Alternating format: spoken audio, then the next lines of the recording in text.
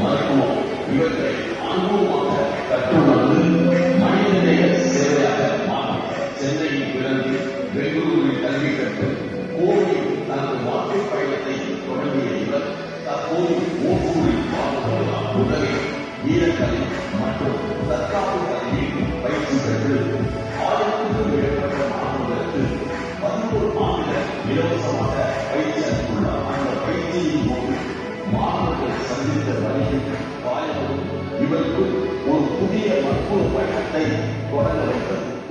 அங்கிருந்து மர்ம மருத்துவம், சித்த மருத்துவம், ஆன்மீகம் என பல துறைகளில் ஆழ்ந்த ஆய்வுகள் செய்து 27 ஆண்டுகளுக்கு மேலாக தனது வாழ்க்கையை அர்ப்பணித்து வருவோம். பல பொதுமாக்களினாலும் சித்தர்களினால் இயற்கையின் ரகசியம் இவற்றை இணைத்து மனிதர்களின் வழியை போக்க வேண்டும் என்பதை தனது வாழ்வு நோக்கமாக கொண்டுள்ள அறிஞர்கள் சிறப்பையாக்கி அறியாததை நோக்கி செல்வதே வாழ்க்கை பயணம் என்ற உயர்ந்த எண்ணத்துடன் பயணம் செய்து வரும் மருமக்கள் ஆசான் சரவண சிவபாக்கியன் அவர்களை நமது நிறுவனத்திற்கு பயிற்சி அளிக்க பலத்த கரவசத்துடன் வேலைக்கு வரவேற்கின்றனர்.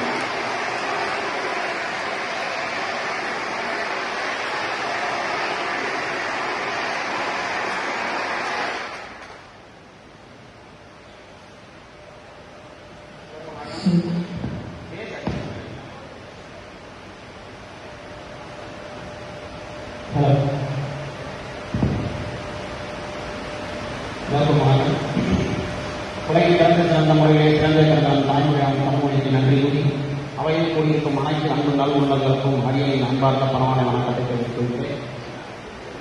இங்கே நான் அழைச்ச சத்யராஜா உங்களுக்கு நன்றியை தெரிவிச்சுக்கிறேன். இதெல்லாம் கடைசியில் கேட்குதா? பேச அதிகமாக நினைக்கிறேன். கேட்குதா? கடைசியில் கேட்குறதெல்லாம்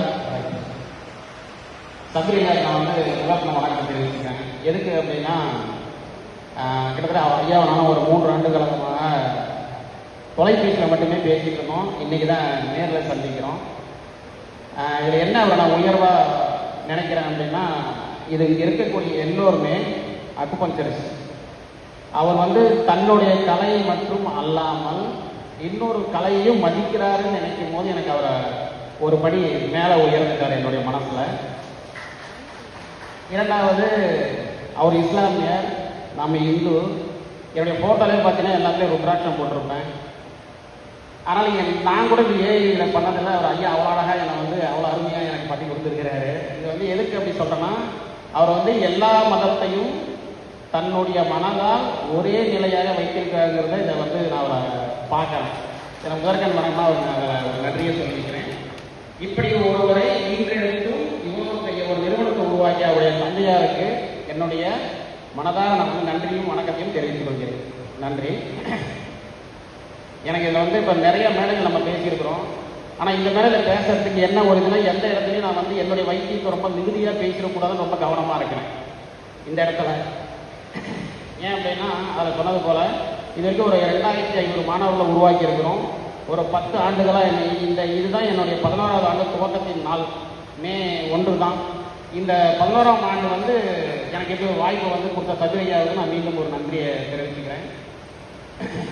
இதில் நான் ஒரு 27 ஆண்டு பயணிச்சுக்கிட்டு இருக்கேன். இந்த வர்ம தொக்கணம் அப்படிங்கிற வர்மத்தில் ஒரு பிரிவு. வர்மம், அதாவது உலகத்தில் 104 மருத்துவங்கள் அங்கீகரிக்கப்பட்டுள்ளது. ஆயக்கலை 64 கலைகளில் ரொம்ப முக்கியமானது மருத்துவம். அந்த மருத்துவத்தில் நம்ம முன்னோர்கள் மகான்கள் பல மனிதன் 120 வருடம் ஆண்டு காலம் நீரோடி ஆரோக்கியமாக வாழ்வது எப்படி அப்படின்னு சொல்லி ஒரு பெரிய கடவுள் போல வரைக்கும் கொடுத்து சொல்றாங்க. நம்ம அர்ப்பம் மனிதனுக்கு நோய் இல்லாமல் வாழ்வது எப்படின்னு நிறைய பொங்கி தாங்கி கொடுத்துருக்காங்க. கடவுள் போல நம்ம நல்ல தெரியல. அவளாக சொல்வது போல அடையிலே கொள்வாரிலே கட்டிக்கொண்டே மூட்டையை சொல்வது போல நம்ம எடுக்க தெரியல. அப்படி இந்த அக்குபஞ்சரும் நம்மளுடைய முன்னோர்கள் அவருடைய வழித்தோன்றல் வந்ததாக மட்டும்தான் இதை நான் கருதுகிறேன். ஏன்னா வர்மமும் அக்குபஞ்சரும் ரொம்ப நெருங்கிய தொடர்புடைய இருக்கும். நீங்க பாயிண்ட் சொல்லுங்க, நாங்கள் தளம்னு சொல்லுவோம். அவ்வளோதான் வித்தியாசம். வேற ஒன்றும் பெரிய வித்தியாசம் தான் இல்லை. இதுல நான் நடத்திட்டு இருக்கக்கூடிய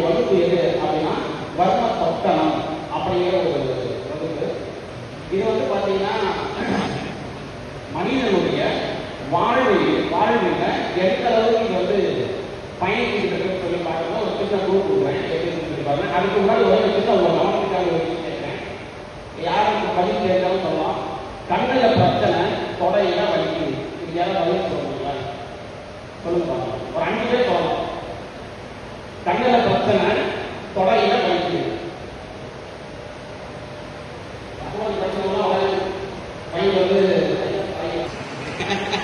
சொல்லுங்க. புரியல, இன்னொரு முறை சொல்லணுமா?